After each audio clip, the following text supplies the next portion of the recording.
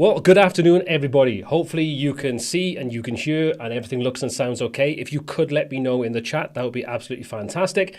And once you kind of let me know, then I'm going to get my guests in today and we're going to start talking about their product, WP Extended. We're going to have a nice relaxed chat. We're going to talk about the product, the future, and get some questions in. So if you've got any questions that you want to add into this live stream, please by all means do. Just start any question you have off with hashtag Q or hashtag question, doesn't really matter.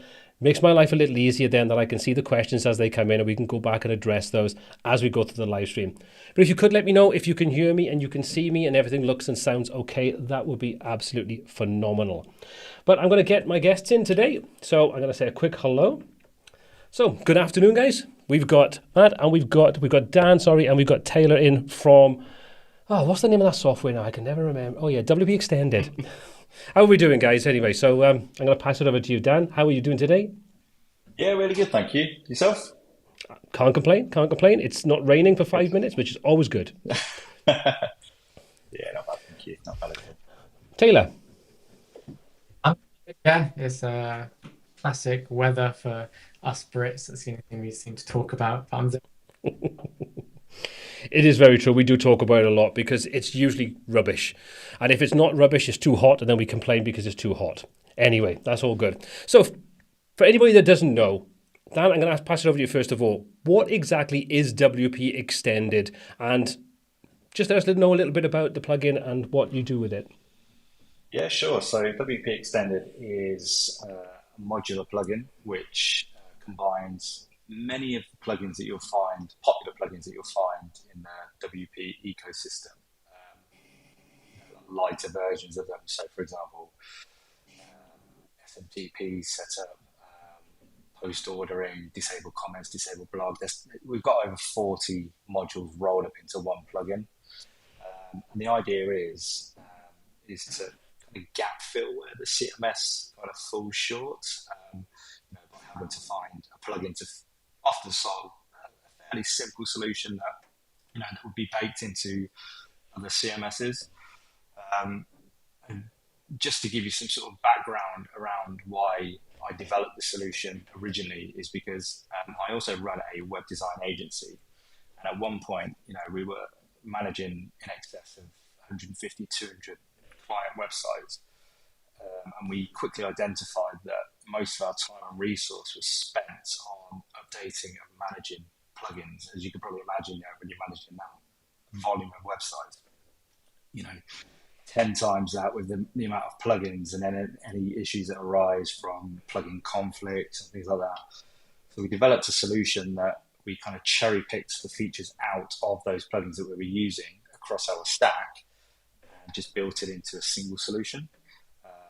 And then what that essentially solved the problem of was spending a day or two a week on maintaining plugins, which is obviously a massive overhead for a small business. So we solved that it was like an internal problem that we had that we solved by creating WP Extended. So it came out of necessity rather than kind of just this will be a nice plugin to build. And we were using it for a while. It wasn't as nice looking as it is now, but it's certainly evolved now that we brought Taylor in. Which Taylor, if I can hand over to you to talk about how we met and how you got involved. Yep, go for it. Yeah. So I met Dan at, was it WordCamp? I think we both were at WordCamp Athens Athens. Yes. Knew nobody, and we both went around as loners. And then a year later realized we both conference. And I think a lot of it just came out from being a member of the admin bar and kind of both having a similar, vision. When you kind of told me, I think we were sat having this really restaurant in one of the restaurants in WordCamp Europe, and we both had a kind of similar vision for where it went. And I was kind of just giving you ideas of like, this would be really cool to do. This would be cool to add. And again, coming from experience where I run my own agency and have to manage plugins and have to add features. And a lot of the time I didn't want to add a plugin and rely on kind of maintain another plugin. So I would basically just add them into my starter site, and then that kind of grew where I basically had like full featured plugins in a way inside of my starter site, which became impossible to maintain anyway because I each theme essentially was its own individual version. So I would have like one version that had feature 1 and 2, and then and the next site I built, I added another feature which had feature 1, 2, and 3. But obviously the previous site I built didn't have it, and it just became an absolute nightmare. And yeah, I had a very similar idea where the plugin should head or wanted a head, and that's kind of how we kind of decided to join and become partners in it.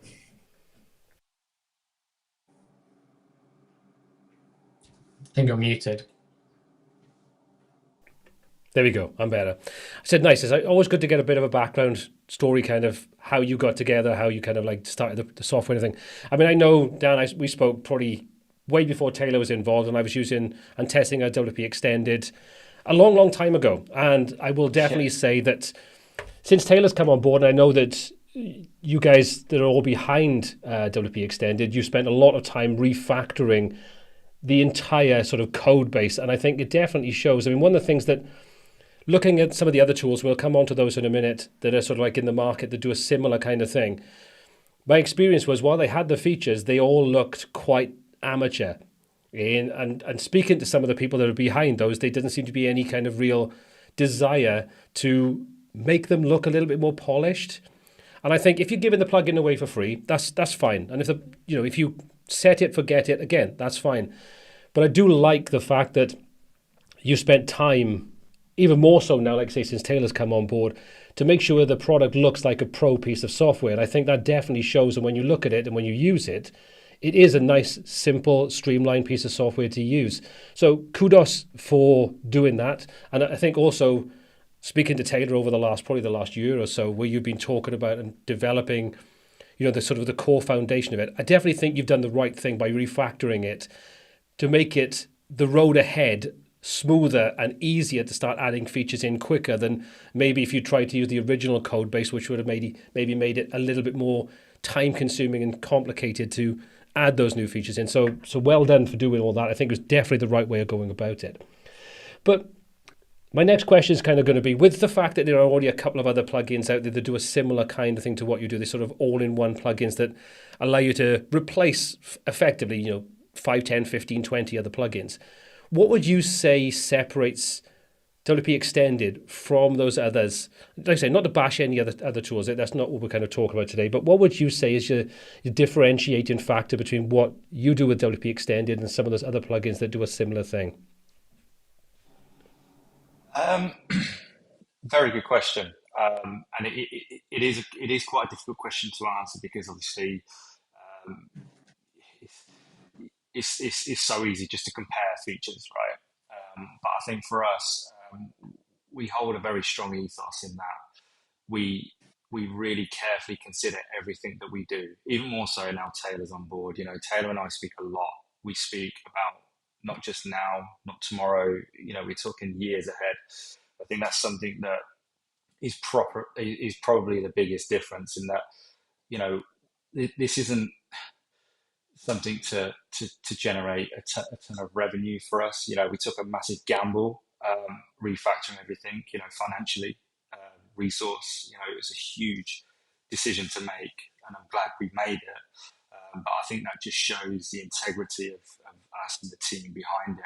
And we're here for the long haul, and we just want to make sure that everything that we do is in line with, and as best we can, the future of WordPress, because one of the biggest worries that we probably have is that, WordPress may look at some of our features and go, oh, that's a great idea. We'll bake that straight into the CMS, and over time, eventually it could make our plugin redundant, but hopefully not. And that's my point. We really sort of carefully consider, well, are they likely to do that? Probably not, so I think it's the team, it's us. We care, we care about every single user. We listen to every single user. Not to say that other plugins don't, because I know they do have very good support behind them. But I think that's something. And people know who we are by face, and they can always speak to us when they want to as well. We're not hiding away or shying away from anything, and we're always here to help. Yeah. Yeah, I definitely think there's enough room in the market for more than one plugin that does a similar kind of thing. I mean, you've only got to look at page builders and SEO plugins and security plugins. It's not like there's a one size fits all. It's the right fit for everyone. Excuse me. So I think, a lot of people are sort of concerned, should I really go and create a plugin? There's already a market out there that does this kind of thing. There are already developers out there doing it. But I think you can separate yourself in a lot of different ways, whether that's the quality of the product, the features that are included in it, being a little bit unique in some areas. There's a market. I mean, WordPress is currently powering like over 40% of websites that are online. So it's like, that's a big old market share. And let's be honest about it, 0.1% of that market could make you a nice return on any investment you do. But I think you're doing the right thing with it. Like you say, it's like being upfront. And I know Taylor, like you say, is involved in several different projects. And we talk about various different things to do with what you guys do and with the other projects he's involved with. So from my point of view, I think it's just exciting to see where you're going with it. And I think you're absolutely right on the way you're talking about it, which is to be available, to be a face of it, and to be open to the fact that it's like this. It's not a competitive market. You don't have to replace other people. You can run alongside them and be complementary to each other. Anyway, we could talk about this all day. Now, I am going to ask you a couple of development questions now. So excuse me for looking this way and looking this way. It's like for some reason my iPad over there does not want to work the way it used to, which means I could look at you in the eye. So you over there, my camera's over there, and my questions are over there. So I'm all over the place, so just bear with me. I'm not trying to be rude. So, okay, question in regard to, can you share some of the behind the scenes and how you decide on what features are going to be included? You said you're very careful about how you pick the different features that are going to go in there. Is that something, is an internal conversation, or is it something you kind of see and you think, there's a pain point there inside my business, and I think if I feel that pain point, other people do? What would you say is kind of like your thought process and the way you would approach adding new features in to WP Extended? Yeah. I think a lot of it comes down to what we both kind of want. I think a lot of plugin developers and companies, it's very easy to think what companies want or clients want or users want. But a lot of the time they don't run an agency, or they're not not dog fooding their own products. They're not using them. So I think from the perspective of Dan and I, we both run our own agencies alongside running WP Extended. So we're actually using it on our own client sites, on our own projects. So we find a bug, or we're like, oh, actually that doesn't work how we think it should. We fix it then and there. In terms of features, again, it comes down to what customers request, what the most requested features are, what we think is going to be them have the most impact, and we kind of also look at how long it will take to not only build but also the ongoing life cycle of that module. Because something we have to take into consideration is that once you put something out there, you kind of have to support it long term. And we had one, we've had a couple of modules that, should we have done this again, we probably wouldn't have added, because the overhead of supporting it is quite vast, and the breadth of the module itself is quite big. And we very much want to make sure that if we're going to do a module, we do it right, and we do it in a way that is sustainable. We want to make sure that we produce a module that we're happy with, that is of a good standard, which is why some features and modules that we're working on have taken a bit longer than what we wanted. But we want to make sure that it's battle tested and it's going to be long lasting, which is kind of when we came back to the original framework. It took us maybe a week to add a new field or setting overall, in terms of adding the markup for the setting, adding the actual functionality and testing it. And it was just taking so much time. Adding a simple toggle button was taking way too long, which is why we built the framework originally, because they're all essentially the same back end in terms of framework. And so adding a new field should take seconds, not days.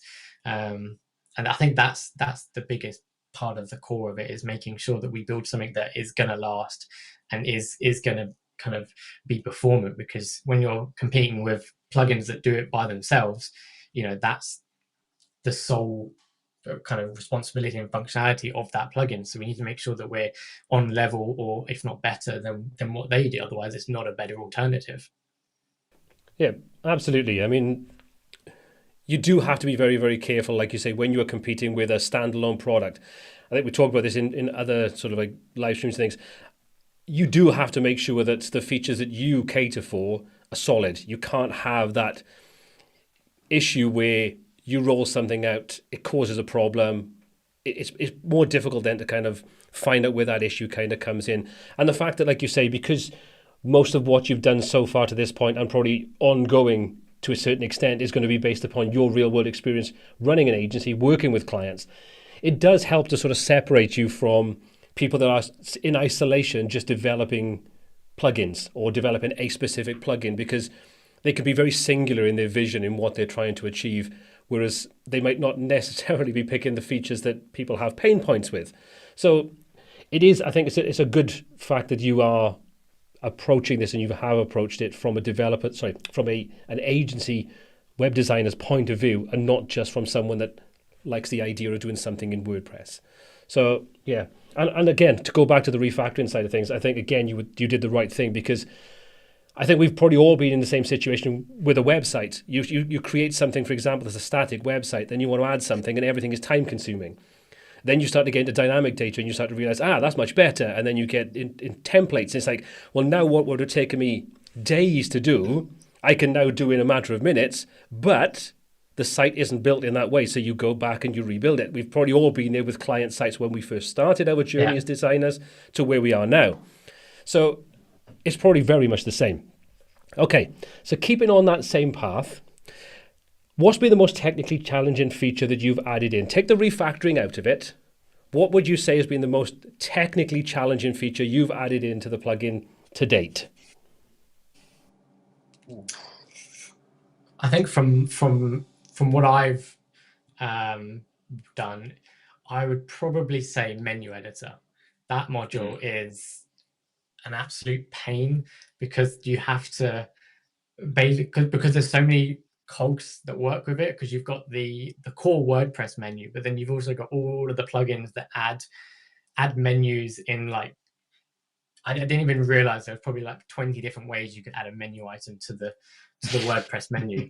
And will like add a menu item and then conditionally remove it, but then some will like not add the menu and then add it right at the last minute, and trying to account for all of the different just options that people have done is probably the biggest pain, and making it work so that people can move things around, people can change the title, and can change things like who can access it, is probably for me the biggest head scratcher that I had.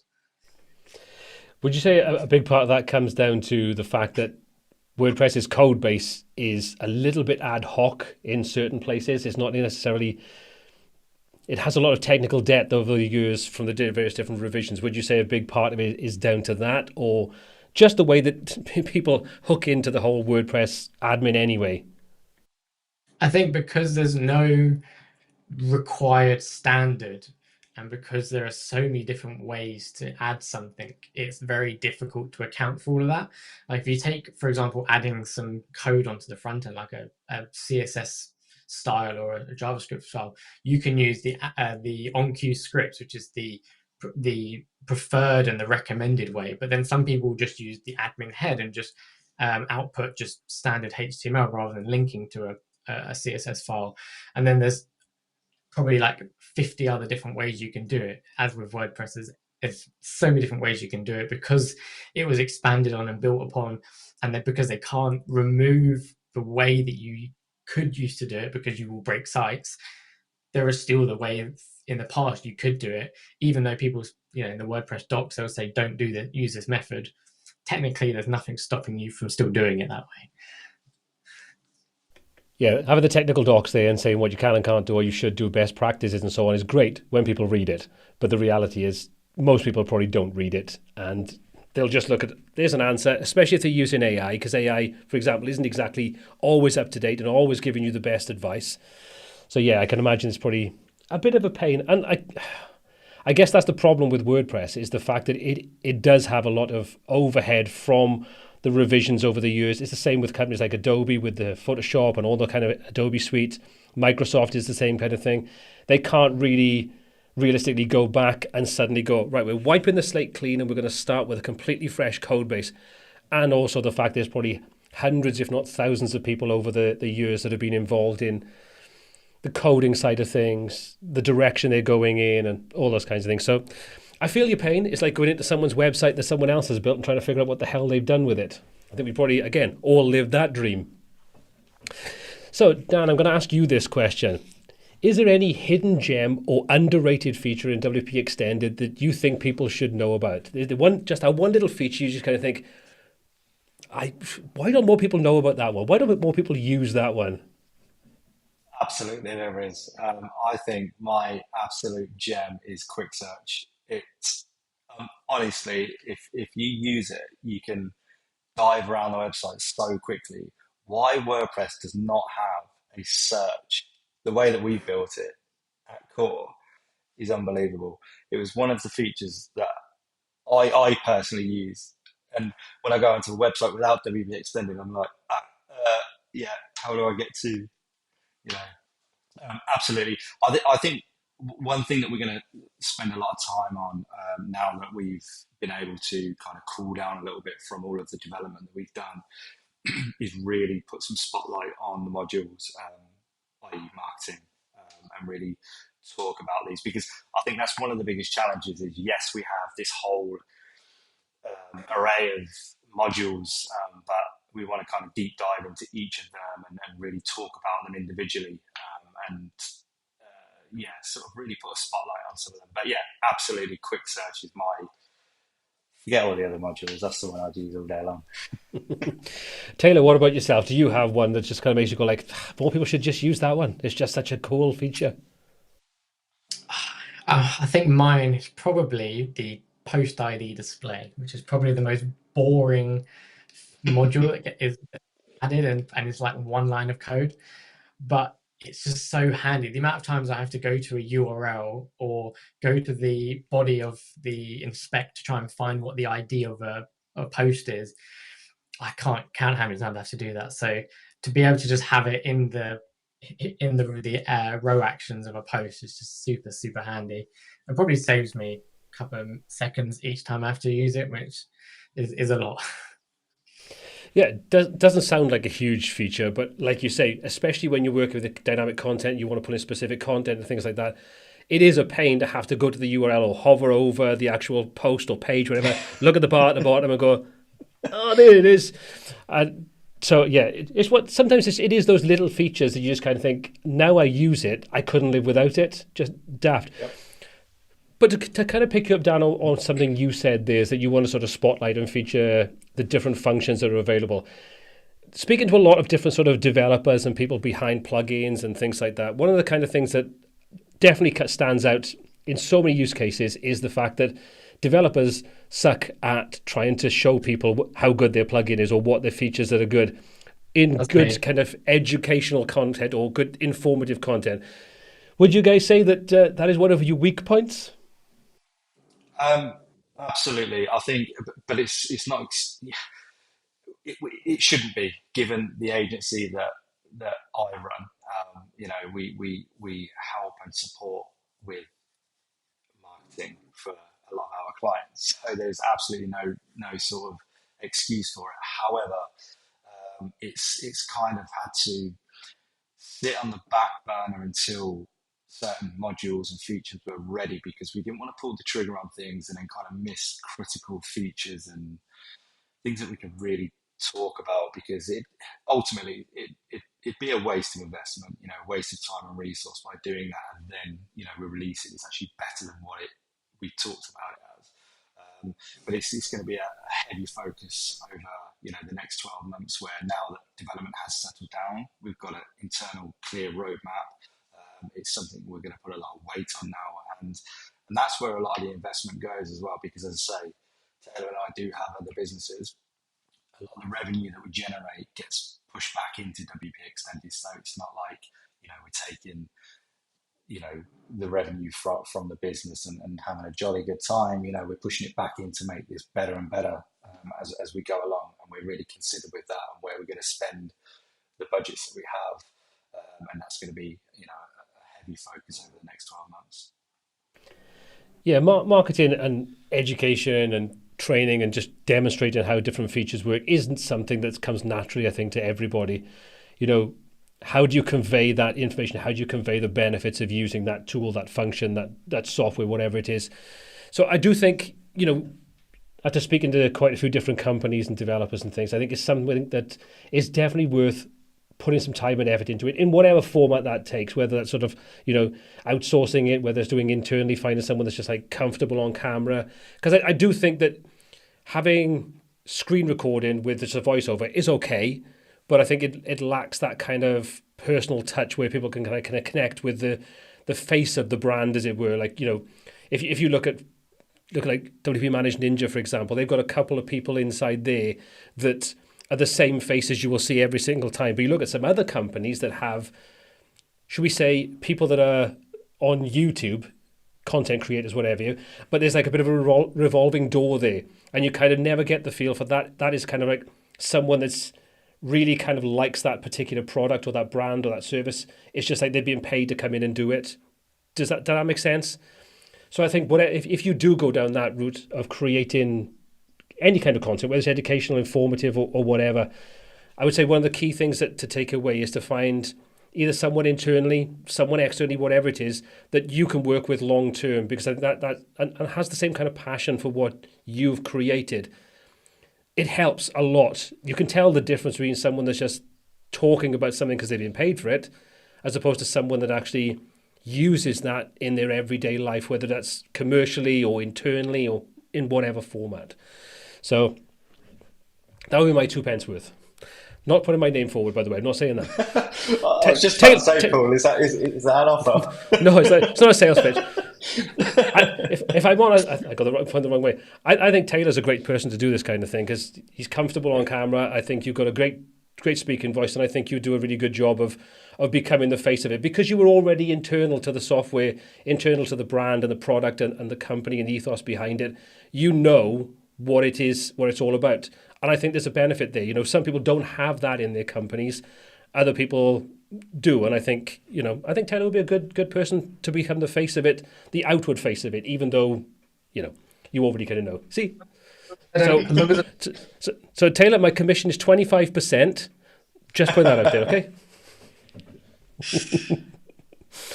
Okay, so let's move past that a little bit then. Let's talk about WordPress itself. I mean, you're creating a product that's based around WordPress, and as you've already said, there's always that sort of concern that features that you integrate into WP Extended could be absorbed into WordPress core itself, as we saw with the way things exploded last year with, sort of like ACF and so on. I mean, what are your thoughts on the direction that WordPress is actually taking? Do you think the way they're going is the right way, or do you think it's kind of being steered in the wrong direction to compare to what people that use it actually want? Because I think we sit in a little bubble, as I know I do, and I think we probably look at it from, as an agency, this is the kind of client that I traditionally work with, which isn't necessarily the client that maybe WordPress is targeting as their main core, bigger corporate companies, for example. So do you think the direction they're going in is the right direction, or do you kind of think, they're just doing whatever they think is the right thing? That's a good question. From my perspective, I'm not sure if it's a right direction. I feel a little bit, I don't know what the direction is, if I'm being totally honest. I think over the last couple of years, has certainly not shown anything that I think is like a real focal point of this is where we're going. I feel that it's probably just sort of, there is probably things going on that we don't know about. But I think my personal view is that they're going to really try and pursue probably some sort of page builder experience at core. And maybe there's no denying that, they'll try and build in AI automation, threaded through WordPress. I think that's a given on any platform. If you're not doing it or thinking about it, then you're already behind, right? So I don't really have an answer to that, Paul, to be honest. I think it's quite because I say there's nothing that's really stood out, especially when we've been to WordCamps today. Nothing's really stood out to us that have said, this is what we're going to be doing over the next couple of years. It's kind of steered in different directions over the last couple of years and never really given too much away.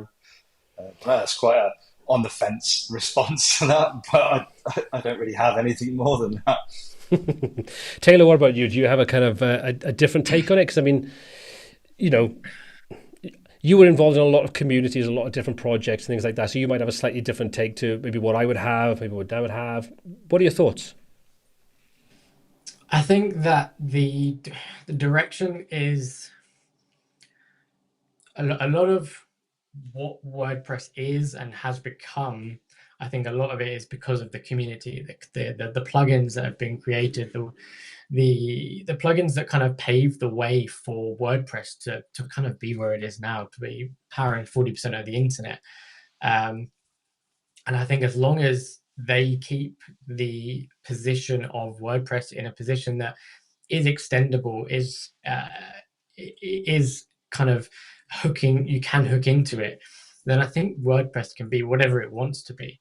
There are probably, a good portion of WordPress users that have never used a block editor. But, even though it's been in the core for 6 something years now, they've never used the block editor. They don't want to use the block editor, and they will happily continue using some sort of page builder.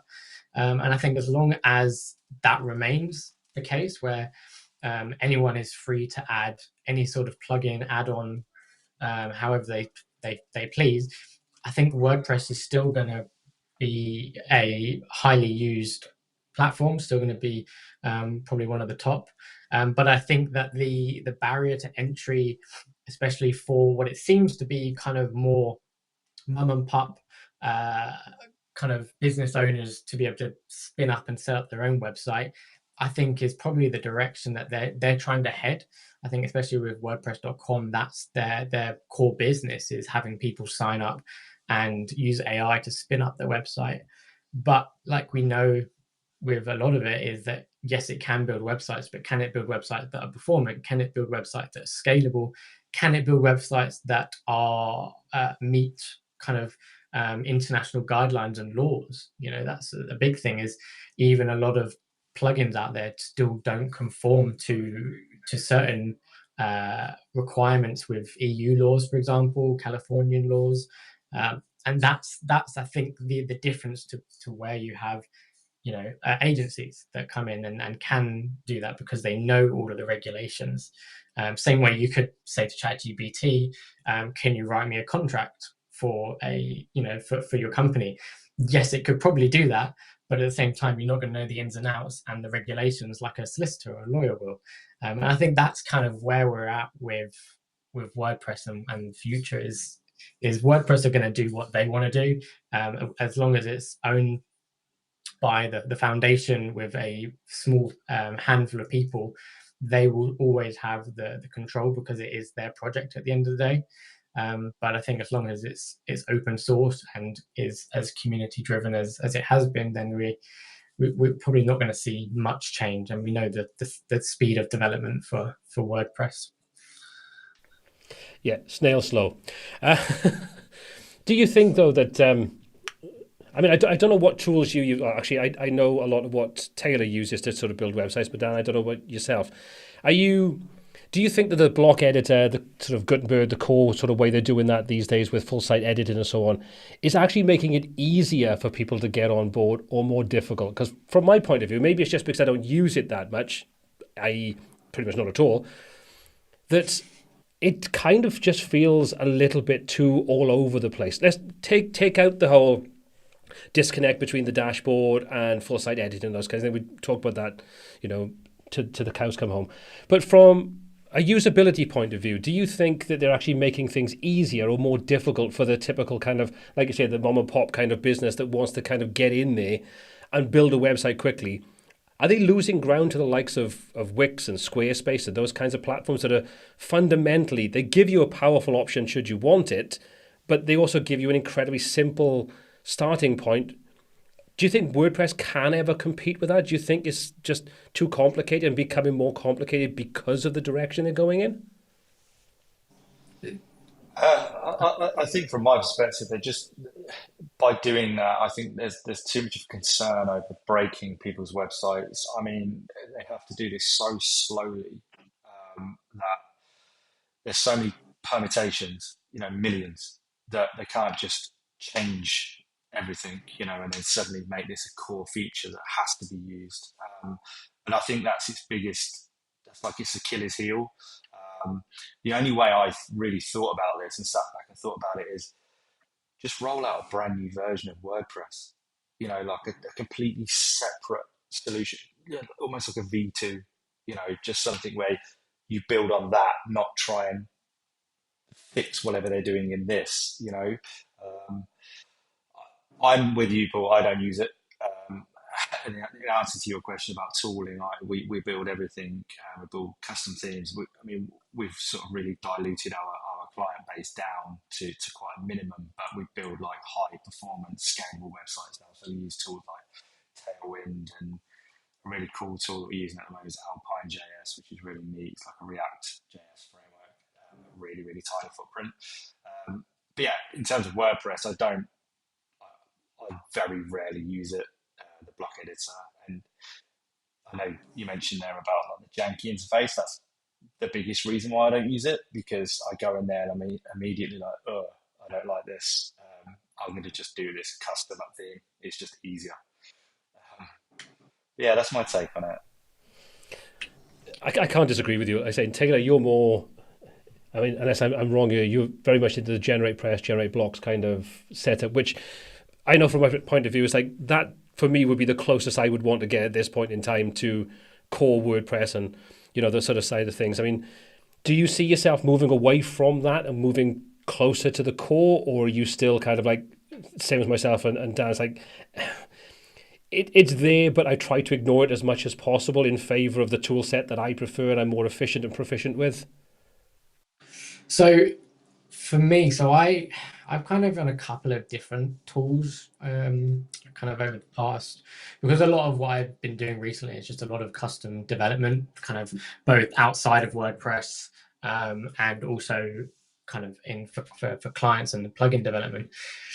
I kind of have three different tools. So I either use generate blocks and generate plus, which is for most client sites that they're going to have dynamic data. They're going to be kind of built based on a design that I've designed before even touching WordPress. I have the ones that are a lot more complex. When you get into any of the realm of dynamic data, relationship fields, dynamically pulling content in X, Y, and Z, the kind of block editor and generate blocks kind of reaches a limitation to which it is possible, but it just becomes very kind of janky and overloaded to use, because you've just got kind of links to so many different places that weren't kind of made for it, and you've kind of got placeholders where dynamic data is just injected and just looks weird in the interface. And then kind of something I've been recently doing is for a lot smaller projects, smaller budgets, I've been using Ollie WP, and that for me is the epitome of what core should be.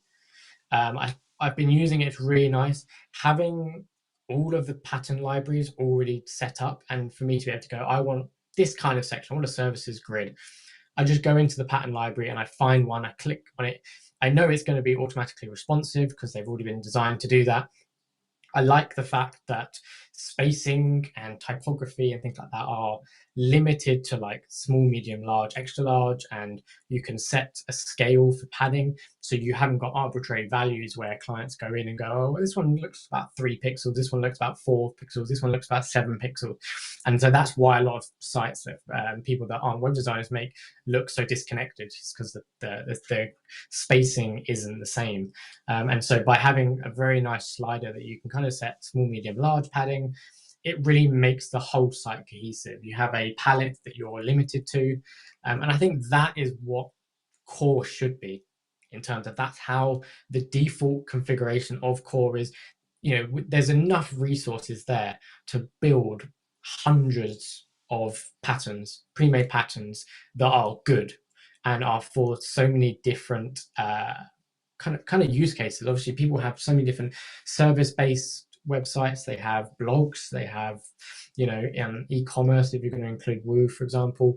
And there should be that pre-built library. And I think that's how WordPress are going to capture the market, is by having these pre-built and kind of, select your colors, spacing is handled for you, choose your fonts, and then have all of these pre-made pages and sections you can just drag and drop in, and just need to kind of change the image, change the text, and kind of on your way you go. I think that's the way that they're gonna reach that bigger market that Squarespace, Wix, and others have, because that's how they're kind of marketed, really. I can't disagree. I mean, out of all the sort of the full site editing themes, and not that there are that many of them, but I would say what Mike and Patrick are doing with Ollie is by far one of the best out there. And why they haven't employed the both of them inside core in some way, shape, or form is beyond me, because the onboarding wizard that Mike released probably about 18 months, 2 years ago, which had to be taken out, and all those kinds of things, all the BS that came with that, which I think was a really short-sighted way of working, for whatever the reasons were. I would have much rather have seen them sort of say, well, look, that's a fantastic way of getting people on board for new users. It's not technical, it's friendly, it's easy. We need to bring that on board. And a lot of people said exactly the same thing at the time. It's like, that is a lovely way of doing it. The same thing goes with the menu editor that he's brought out, that they brought out recently. And like you say, if you are going to delve into it, I think Ollie is by far the best way of getting into full site editing and making it as approachable as it currently is, because it is still disjointed. Excuse me, the fact you have to go to templates to do one thing, and it's hidden away in 3 or 4 mouse clicks, which if you don't know how to find them. And the way the menus work inside there is painful. But I think what Mike and Patrick are doing with Ollie is taking those pain points away for people and giving them something that, if they want to get a good looking website up and running in an hour, they could have something really simple up and running and change the content and adjust a few bits and pieces without having to learn the foibles and the quirks that you've got with full site editing and core. And funny enough, I was using Ollie this morning for part of a new mini course that I'm releasing. And I thought, well, what kind of site can I put together? I want something really quick, and I don't want to use some of the other tools that are out there. I'll put Ollie on there, and within 20 minutes, I've got a site up and running with, a dozen blog posts on there, a homepage that's custom, and all those kinds of cool things. I think this is one of the areas that I think WordPress suffers from, is that they don't bring on board those talented people when they really should. Sorry, Taylor. I think with the way that the block editor works and the site editor works, the way that I've approached it is, if you have no design, you have no idea how you want the site to look beforehand, then something like Ollie WP is going to be great. If you want something that's very bespoke, very custom, something that it has a lot of branding and flair and matches your brand and your company, then it's going to be, very, very painful to try and build, because it's not built to be pixel precision like we're used to with other tools. Like if you're hand coding it, or if you're using a page builder, you don't get those fine precision. And I think that's something that a lot of people try and do, is they compare it to being able to have pinpoint precision, but it's not made for that. And I think that's the differentiation between it, is not having a design and kind of just building it and going as you make it up as you go, or you have a pixel perfect design, but you do need all of the CSS attributes that are available to you, which you just don't get with the block editor. You don't know. I mean, we could probably talk about the block editor till the cows come home and all those kinds of shortcomings with it. So let's not go down that path, because I think we probably will be here till about like 8 o'clock tonight bemoaning how it's not what it should be. Let's go back anyway to WP Extended. Let's talk a bit more about that. So you've said that you listen to what the community and things like that say, and you've got your Facebook group, and I'm sure you get lots of feedback via other methods of our social media and so on. How much does that influence the features that are being added in, and maybe how quick they get added in? I mean, have you had, I suppose, two-part question. Have you had any sort of suggestions that come through and you just look at it and go, that is a dumb idea. I would never include that in my project, in my plugin. Let's start with that one. If there hasn't been any, you can just go, no, everybody's suggestions are amazing. But I'm sure there's been some odd ones, some sort of like really left field ones over the years.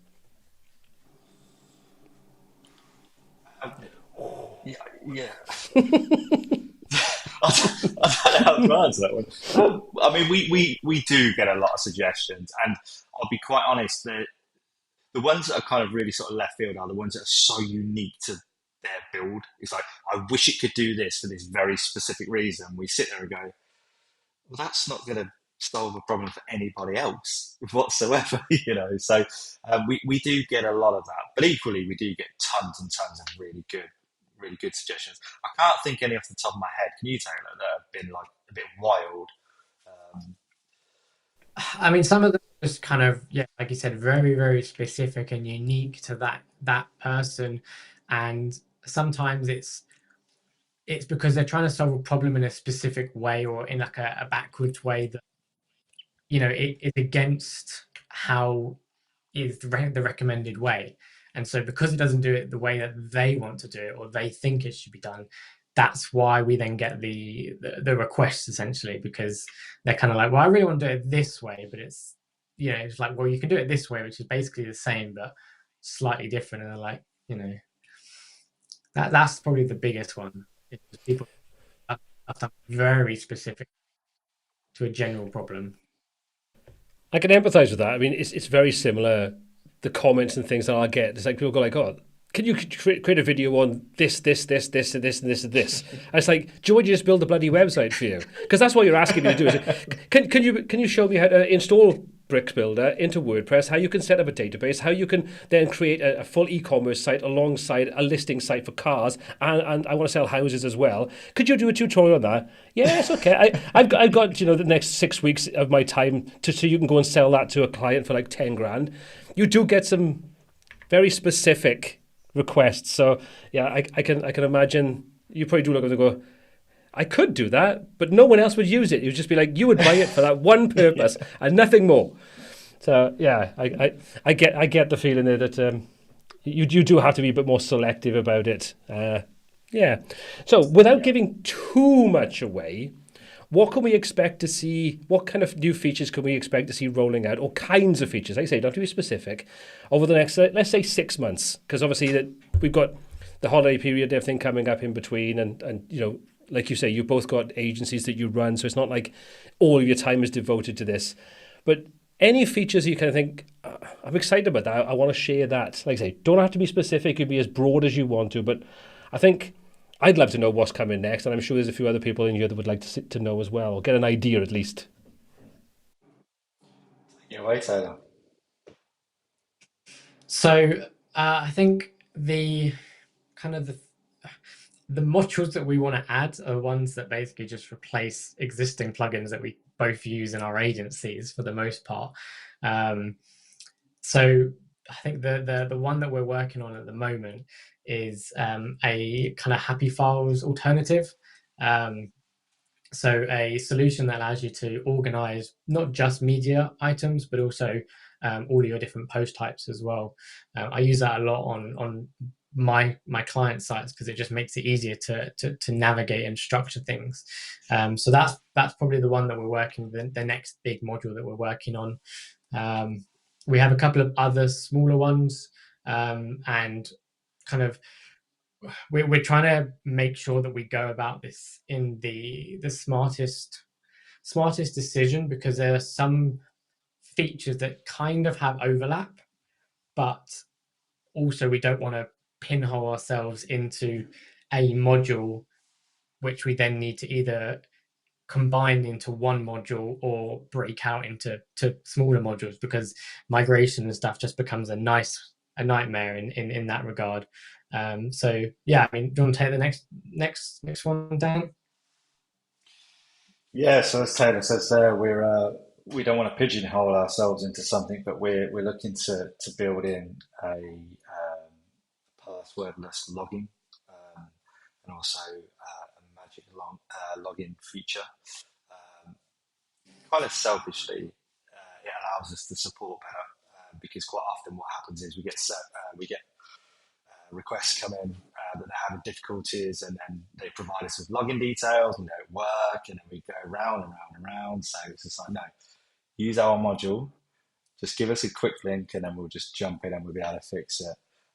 But as Taylor says, we're going through R&D with that at the moment, just to make sure that we don't kind of pigeonhole ourselves into a solution where it's like, I wish we'd done this, and then we have to like retrospectively change it later on. So I'm really excited about that one.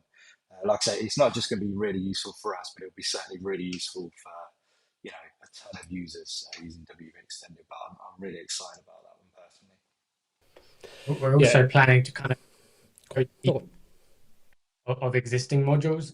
There are some modules, for example, the menu visibility module is one that I've always wanted since the beginning to build upon, and actually make some sort of actual condition builder. At the moment, it's basically if you're logged in, you're logged out, or everybody. And there's a plugin on the repo that I use for dealing with that. That it works really well, but I want to bring that into our own plugin and basically expand it so they have a lot more options, a lot more conditions, and also build integrations with other plugins. So if you've got ACF, if you've got membership plugin, having integration with that for that module, for example, going deeper into menu editor and admin columns, adding bigger support for more field types. Currently, we have just kind of the basic meta field, and you can't really control how it's output, what kind of field type it is. And so that's kind of one of the other ones that we really want to work on is expanding that to be more useful. I think a lot of the modules we have are good, but I think they could be a lot better. But a lot of that comes with planning and time to make sure that we get it right, rather than just shipping it out, quick and fast, essentially. yeah. I mean, Taylor, you and I have had conversations a couple of times about the admin columns sort of feature. I mean, I like Admin Columns Pro. It's a plugin that I've used for years and years and years. But I also find that I don't use probably about 20% of the features that are there. So I think if you expanded what you can do with that, like you said, that's one of the areas, one of the sort of modules you do want to expand upon. I think that would be very, very good, because I think if you look at a lot of the other tools out there that have this feature built in, they're not specific to just doing that feature. They are quite limited in what they do, and I think there's a scope there. It's like if you look at tools like Jet Engine, for example, because they create their own native post types and taxonomies and metafields and metafield groups and things like that, they can control what's displayed in their listings.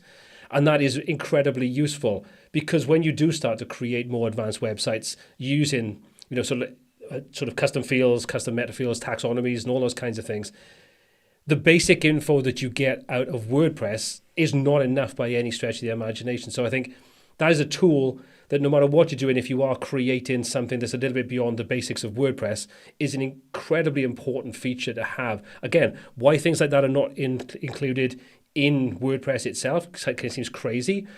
So I think from my point of view, to be selfish, that's one feature that I would love to see developed further inside the plugin, because it's like that's something that I have a real need for. So since I'm not part of your business, if you could sort that one out by 5 o'clock today, that would be absolutely awesome. I mean, I'd make it 5:30 so you can have a cup of coffee after this as well. So I'll be generous. Thanks, you can have an extra 30 minutes if that's okay. You're too kind. You're far too kind. I know it's a fault of mine. It's a fault of mine. It's one I've embraced over the years, and I'm comfortable with it in myself now. So, yeah, no, but it is one of the things. I know that Taylor and I have talked about this sort of like quite a few times over this last year or so, I expect. But yeah, I think you guys, like I say, are doing a great job in the direction that you're going in. I want to wrap things up now because I want to keep you to sort of away from your day jobs and all the things you should be doing to be making money as opposed to talking BS with me. But finally, if I give you the 5-second elevator pitch for why someone should use WP Extended, I'm going to pass it over to Taylor first, and then I'm going to come back to you, Dan. So you can just say, what would be your quick elevator pitch as to why someone should be using WP Extended in their every project, every single project, not just one or two, everyone. Ooh, I would say that our plugin basically just adds quality of life features that we think should be in the core and can help you improve, speed up, and make your whole life a lot easier because we know managing websites can be an absolute pain. And yeah, I think that's the biggest one. We just want to make it easy for people to be able to use WordPress. Your turn, Dan. I have 40 plugins when you can have one. That is the shortest elevator pitch that I've ever heard in my life. Awesome. There's no point in BSing about it. Just keep it simple. Okay, so how can people find out a little bit more if they want to find out more about the plugin? How can they find out? Where have they got to go to get it? And yeah, we'll call it a day there then. Yeah, so there's two flavors. You can get the pro version on wpextended.io. There's 6 different options. There's annual packages and also the lifetime options. But if you want to try it for free, obviously it's on the WordPress repo. So yeah, go ahead and download it there, and there's plenty of modules on there that you can play around with. And yeah, and if you like it, then upgrade to pro. Nice. There's always people making feature requests or just submit them as a support ticket. I do like getting support tickets, especially ones that have bugs. I think the fastest fix I've ever had was 6 minutes, which was the ticket opened, fixed, sent a dev version to the user, and they confirmed it fixed. I take a lot of pride in making sure that bugs get fixed as soon as possible, and try and keep it to 0, at least reported bugs. But that was a good flex. Fair play. That's a 6-minute flex. Well, thank you so much for taking the time out of your afternoon, guys, to kind of talk to me about WP Extended, the future, the reason why you created, and all those kinds of good things. It's been an absolute pleasure catching up with you and chatting to you. And as both the guys said, if you want to find out more, go and take a look at the website. You can try the download of the sort of free version so you can get a feel for what it's like. And if you want to upgrade to the pro version, all the details are there so you can do that. And obviously, supporting people that are creating great plugins, I think is incredibly important when it comes to WordPress, because there is a bit of a mentality that everything should be for free. And I think when people put a lot of time and effort into not just creating a product, but also supporting the product, bringing out updates and new features, I think it's important we support them, because without that, we lose them and we just end up with a very mediocre platform to try to build our businesses on. Anyway, that's enough of my evangelical BS. Thanks, guys. I will catch you all later. And thanks for joining me today. It's been a pleasure. Thank you.